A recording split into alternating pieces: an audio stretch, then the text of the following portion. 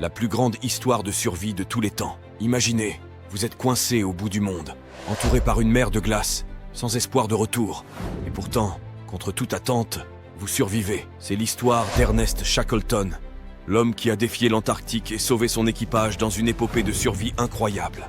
Nous sommes en 1914. Shackleton rêve d'être le premier à traverser l'Antarctique à pied. Son navire, l'Endurance, part avec 27 hommes pour une expédition périlleuse. Mais dès le début, tout va de travers. Le navire est pris au piège par la glace et il est détruit. Ils sont à des milliers de kilomètres de toute civilisation, avec des températures pouvant atteindre moins 40 degrés. Aucun moyen de communication, aucune aide possible.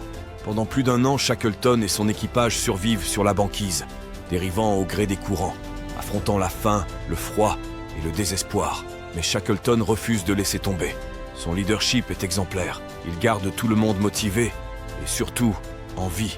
Finalement, Shackleton prend une décision désespérée. Il embarque avec 5 hommes sur une petite barque de 7 mètres, traversant 1300 km d'océan déchaîné, en direction de la Géorgie du Sud, une île isolée où se trouve une station baleinière. Les vagues atteignent 15 mètres de haut. Ils naviguent à l'ancienne, seulement guidés par les étoiles quand elles sont visibles. Ils survivent à des tempêtes glaciales. Contre toute attente, Shackleton et ses hommes atteignent la Géorgie du Sud. Mais ce n'est pas fini. Pour atteindre la station, ils doivent encore traverser à pied des montagnes jamais explorées. Ils le font, sans équipement, épuisés, mais déterminés.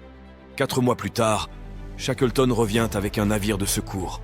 Non seulement il a survécu, mais il sauve chaque membre de son équipage, après 2 ans passés dans les conditions les plus extrêmes jamais enregistrées. Cette expédition n'a pas été un succès scientifique, mais c'est devenu une légende. Shackleton a prouvé que le courage, l'endurance et l'esprit de camaraderie peuvent triompher des situations les plus désespérées. Son histoire reste un modèle de leadership et de résilience. On l'appelle encore aujourd'hui le patron. Et vous, seriez-vous capable de survivre dans de telles conditions? Dites-le en commentaire et abonnez-vous pour découvrir d'autres récits incroyables.